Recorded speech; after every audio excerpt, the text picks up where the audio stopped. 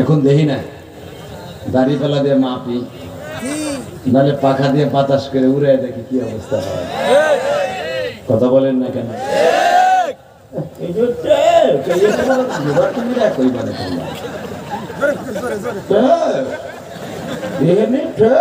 রাস্তায় নেমে কি করবো এটা আমরা জানি। মুসলমান যখন এক হয়, মুসলমান যখন এক হয়,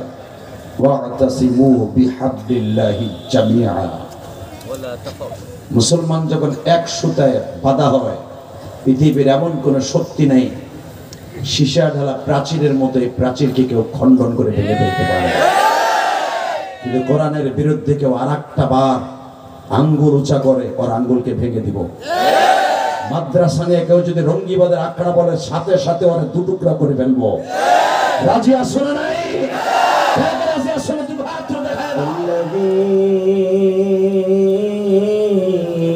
أرسل رسوله بالهدى ودين الحق ليظهره على الدين كله وكفى بالله شهيدا.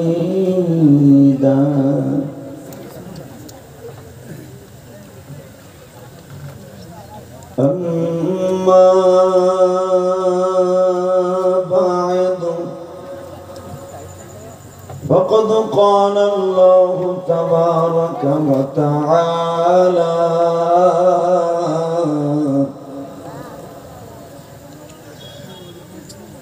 فأعوذ بالله من الشيطان الرجيم.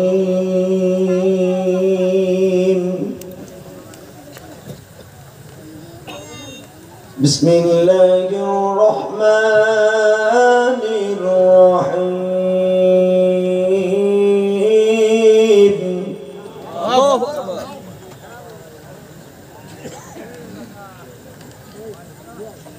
وإنك لعلى خلق عظيم.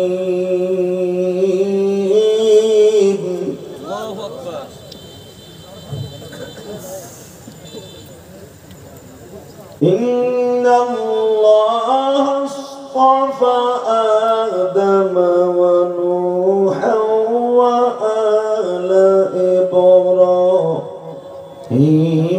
وآل عمران على العالمين.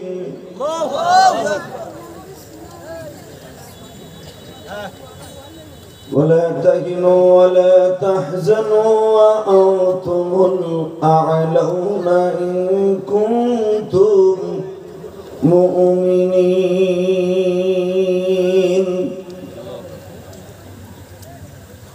إن الله وملائكته يصلون على النبي يا أيها الذين آمنوا صلوا عليه وسلموا تسليما. اللهم صل على محمد وعلى آل محمد كما صليت على إبراهيم وعلى آل إبراهيم إنك حميد مجيد. নামাজ পড়লে কে খুশি হয়? আরে আল্লাহ নাম আসতে নিয়েন না। বিগত 15 বছরে নানাই তাকবীরের ধ্বনি দিলে আওয়ামী লীগের কিছু পাত্তি নেতা ছিল, আরে গুড়া কিরমিতে কামড়াইতো।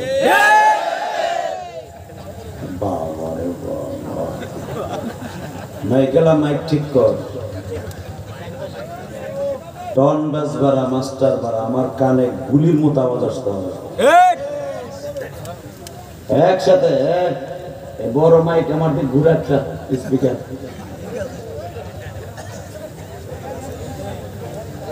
একসাথে ইকো বন্ধ কর। একসাথে নামাজ পড়লে কে খুশি হয়? এই মাস্টার বানা। রোজা রাখলে কে খুশি হয়? হজ করলে কে খুশি হয়? যাকাত প্রদান করলে কে খুশি হয়? আর একটা কাজ করলে আল্লাহ আল্লাহ রাসূল দুজন খুশি হয়, দুরূদ শরীফ পড়লে। আল্লাহ, আসলে বাজানি দুনিয়ায় থাকতে পারবো না যতই যা করি না, কিন্তু ফেরাউন কম চেষ্টা করে না, বেচারা বহুত চেষ্টা করছিল বাঁচার জন্য। মরার আগেও কানে আঙ্গুল দিয়ে আল্লাহ যা করছে করছি, তুমি বলে রহমান আমার মাফ করে দাও। আল্লাহকে আর না, তোর ডেট ফেল। কথা কর না কেন? শেখ হাসিনাও কম চেষ্টা করে না।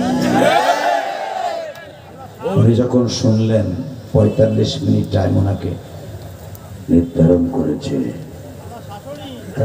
চোখ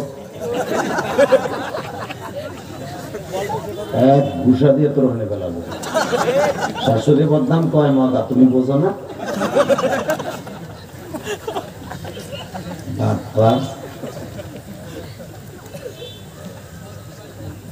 শুধু একসাথে বলতে হবে, আমার শাশুড়ি হোক আর আমার মা হোক আর আমার বাপ হোক, হযরত ওমর তার আপন মামারে পাড়ায় ধরে ফারমের মুরগির মতো জবাই দিছে ইসলামের জন্য।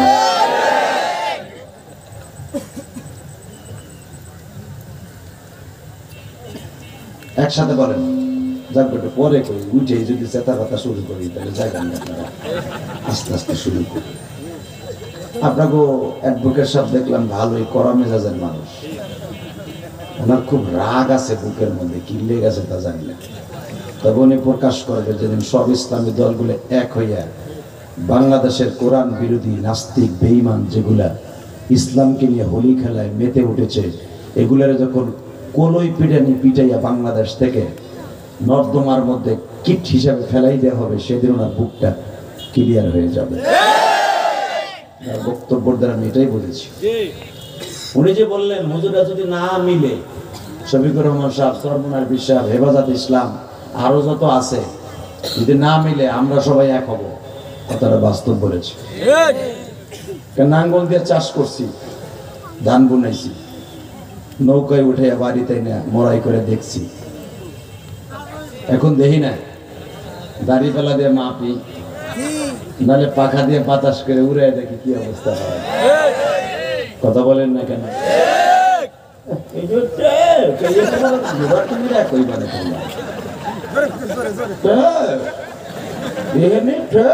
রাস্তায় নেমে কি করবো এটা আমরা জানি। মুসলমান যখন এক হয়, মুসলমান যখন এক হয়,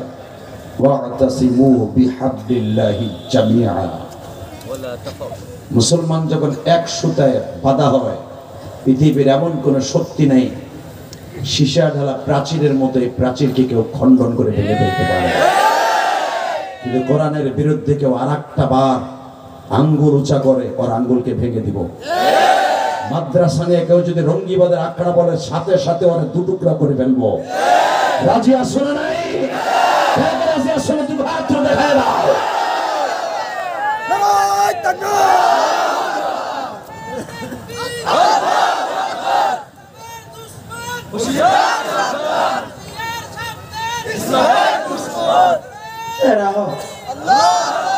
ইসলামের দুশ্মন, ইসলামের দুশ্মন এমনি তোমার সাথে বেশি সজাগ।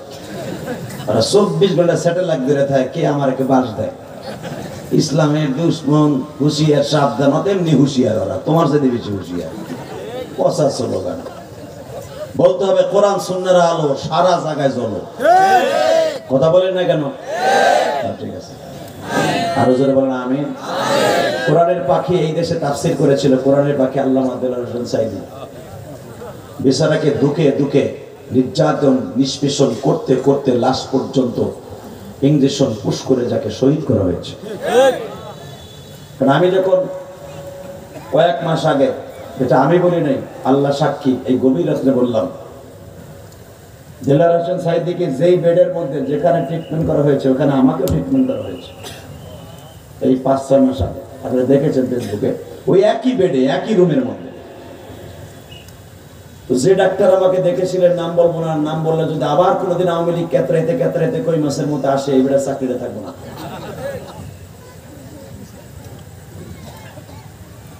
এই ডাক্তার আমাকে নিজে বলেছে, মোস্তফা জামান এই জালিম যখন ইঞ্জেকশনটা পুশ করে চোখের সামনে,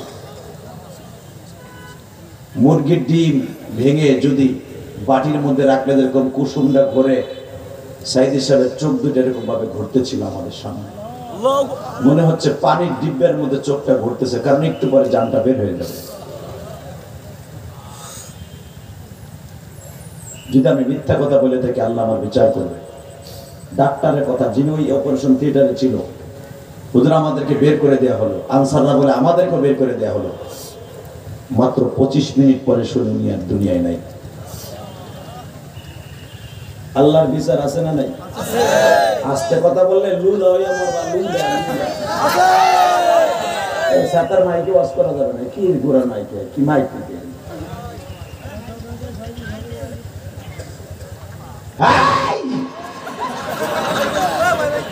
জোরে জোরে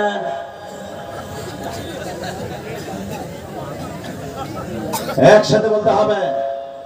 হাত সরো, হাত পিছনে বাইরে তো, একসাথে বলতে হবে। দেলার হোসেন সাইদি চলে গেছে, কিন্তু তার কোরআনের প্রেমিক গুলি এখনো পর্যন্ত বেঁচে আছে।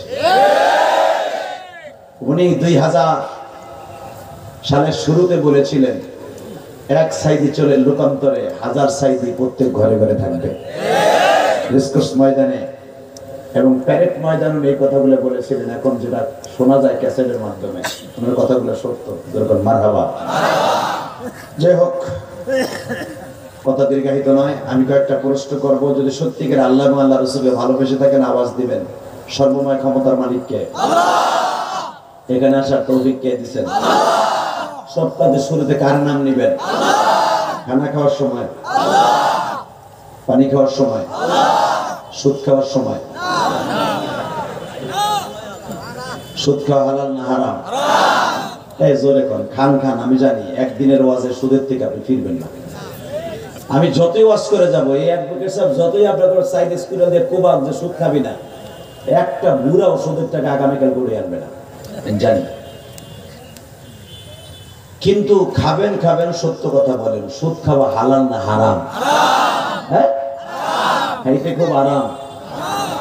আপনি যদি জানতেন এই সুদের কি গুনাহ, আমার নবী বলেছেন, এক টাকা যে সুদ খায় তার নিজের আপন মার সাথে জেনা করার গুনাহ হয়।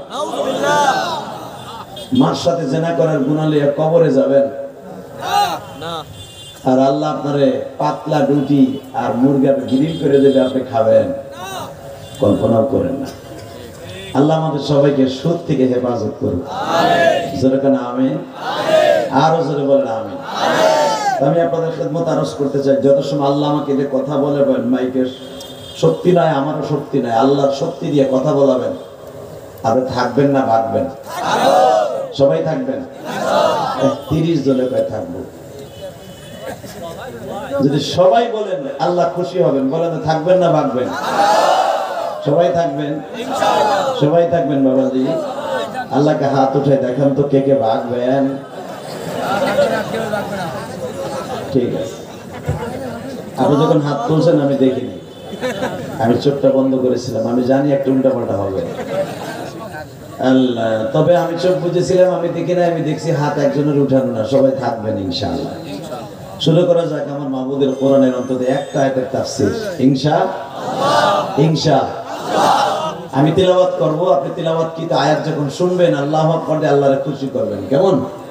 এটা একটা কাজ হবে।